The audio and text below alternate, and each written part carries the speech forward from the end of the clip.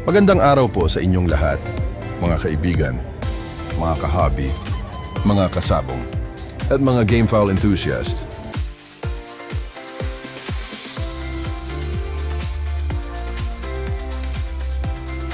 Andito po tayo ngayon sa booth ng Rapapap Game Farm ng ating kaibigang si Master Idol at breeder Rafi Yulo.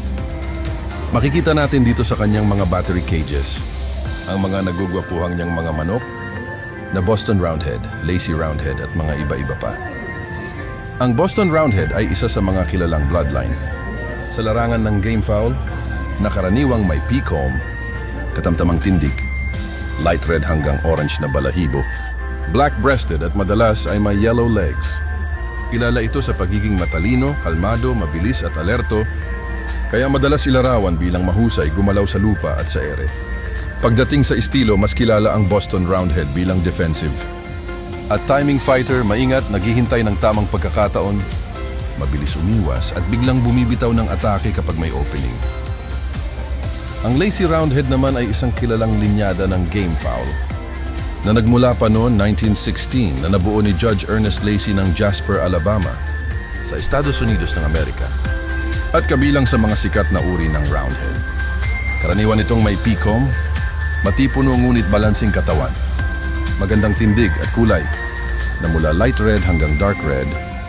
Kadalasang may yellow o white legs depende sa strain. Sa ugali, kilala ang Lazy Roundhead bilang matalino, alerto, matibay at may magandang timing.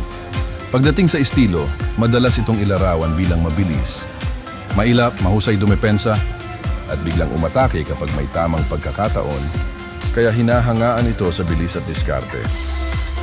Kung bago lang po kayo dito, o dati na po kayo at di pa nakaka-subscribe, mag-like at mag-subscribe na po kayo. Ang inyong pag-like at pag-subscribe ay napakalaking tulong na po sa aming mga content creators.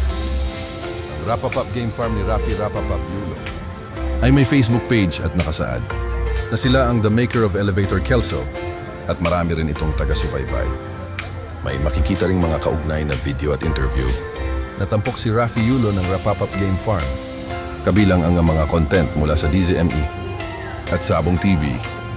May binanggit din ng isang post ng Sabong TV tungkol sa Rapapap Whites mula sa Rapapap Game Farm by Rafi Yulo. Yang nakikita po nating nakaputing t-shirt ay si Master Idol Rafi Yulo at sadyang bidding busy po siya. Hanggang dito na lang po muli ako mga kaibigan. Maraming salamat po muli. Adios. Hasta la vista, mi amigos.